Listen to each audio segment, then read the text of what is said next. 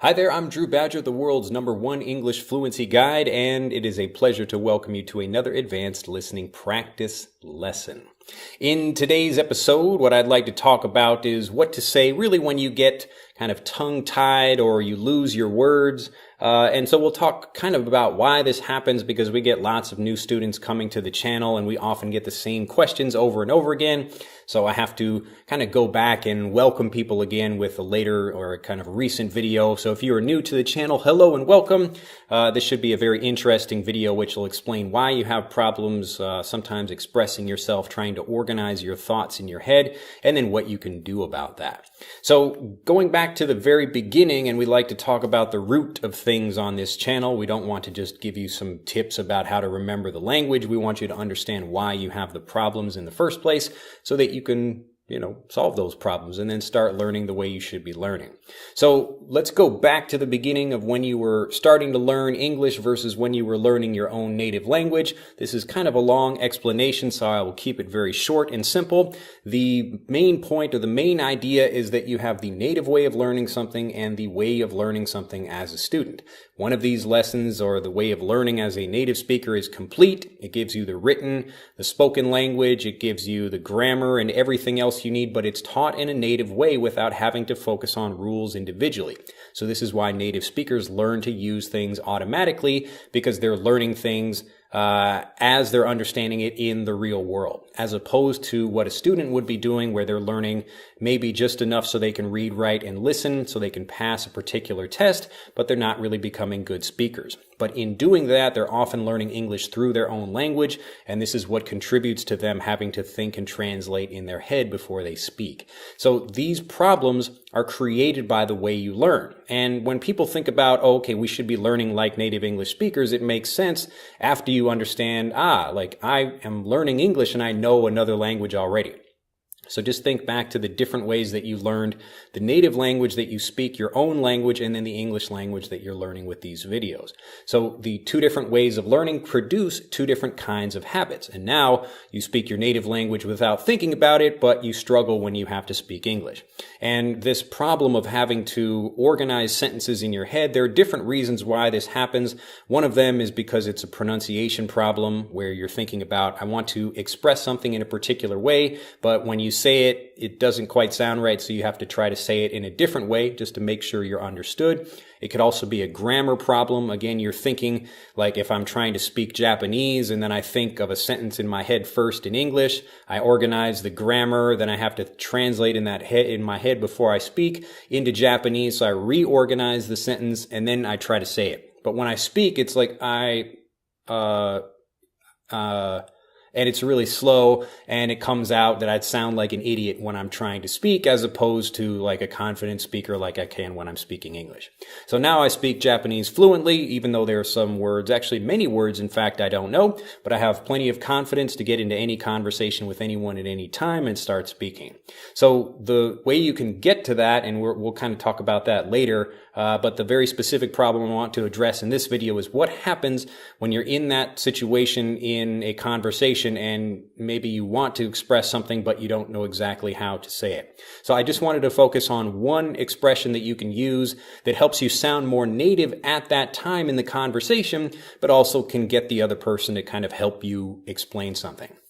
And this phrase is, it's on the tip of my tongue. It's on the tip of my tongue. So the tip of my tongue means there's something I want to say, but I just don't know how to express it. Or there's something I want to say, but I don't remember the word. And this is a problem that happens to everyone. People speaking their own native language will often forget a word for something. Or maybe, like in my case, if I'm living in Japan for a long time, I may forget an English word, or it maybe doesn't come to me as quickly as when it did, like when I was living in America. So it doesn't really happen so often, but in general, people will have problems even in their own language trying to remember a particular word. And when that happens, native speakers say, what was that word again? It's on the tip of my tongue.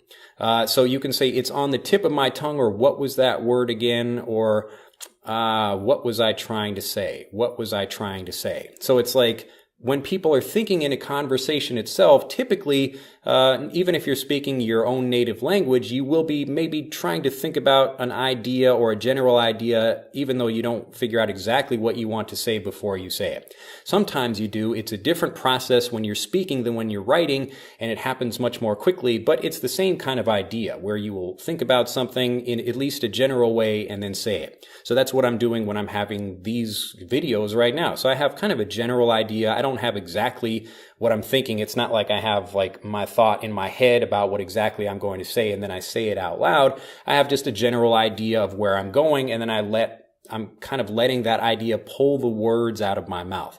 Now, you train yourself to do this again when just speaking. And I've talked about this before on the channel when you're just describing a particular item. So I like to explain like the kind of typical thing is this is a pen.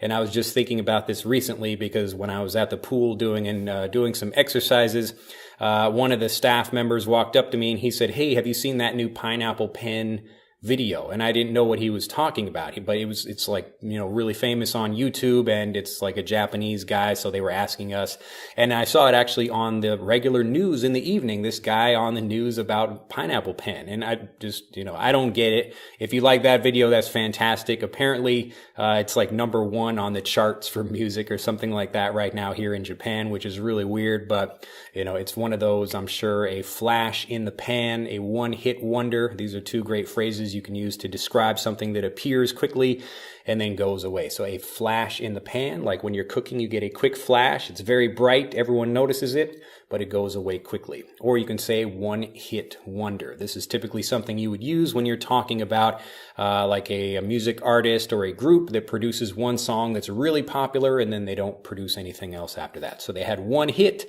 one great song. They are a one-hit wonder. Anyway, getting back to what I was talking about, when you get into these situations where you're trying to think about what you want to say, but you don't quite know, you can say, what was it I wanted to say? Or what was it I was trying to say? Or it's on the tip of my tongue. It's on the tip of my tongue. And if you prepare these kinds of phrases before the actual conversation happens, you're ready for them when you want to speak.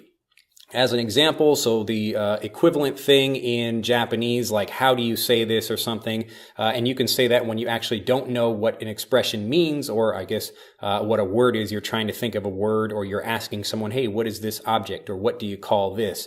But you can also use it as like, what was I thinking? And this is just the Japanese expression like "nante you know." Like how do you say it, or what do you say? What do you call this?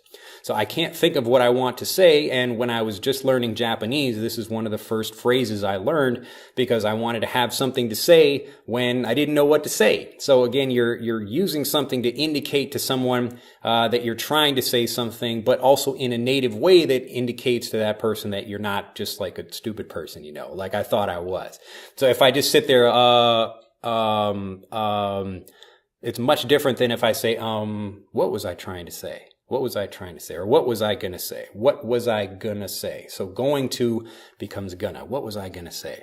Or you can even ask for help to say, hey, what do you call like something like this? So what do you call it? And that's the same thing in Japanese, like nantino. Now this isn't a Japanese lesson, but the idea here is that I'm trying to learn a particular phrase so that I can use that in conversations when my Japanese is particularly weak and I don't really know how to express anything. So you have to develop, #1, the ability to just talk about things and kind of make a crystal clear idea of what you want to say, and then let that pull the words out of you. But you do this by practicing with really basic things like this is a bottle, the bottle is blue, I have a bottle, do you have a bottle? And again, it sounds like really basic stuff, but you're taking the same basic sentence structures that you would have in even longer or more difficult conversations, but everybody is still using the same grammar. So, and this, but that, so this other thing. Now, it doesn't matter how long the sentences are, you're still training yourself to be able to formulate sentences and then paragraphs and then whole stories so that you can actually express yourself confidently. So think about this when you're in a conversation and you don't quite know what to say, and you can just say, like, what did I want to say, or what was I going to say? What was I going to say? So it's almost like you're wanting to say something, but you kind of forgot about what it was. This is more of the what was I going to say? What was I going to say? What was I going to say kind of expression. Or you can say, it's on the tip of my tongue, when you know what you want to say, but you just don't have the right words to express it. But these kind of sentences, these kinds of expressions are things you can use when you're just having a conversation with someone. And again, you don't know what to say, but it'll help you sound much more native and build your confidence. Try these in your conversations and let me know what happens in the comments section down below. Enjoy this video. Go back and review it just so you can practice with me the way these things sound. What was I going to say? What was I going to say? What was I going to say? What was I going to say? It's on the tip of my tongue.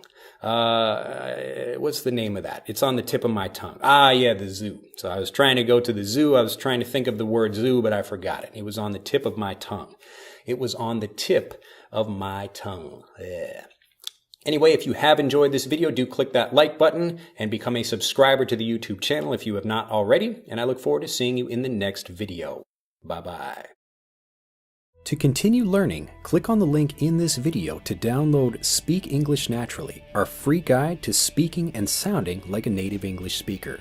The guide reveals the 3 most important kinds of conversational English you must learn if you want to sound native, and will help you experience instant improvement in your fluency and speaking confidence. To download your free guide on a mobile device, click on the link in the upper right of this video. To download your free guide from a computer, click on the link in the lower right of this video.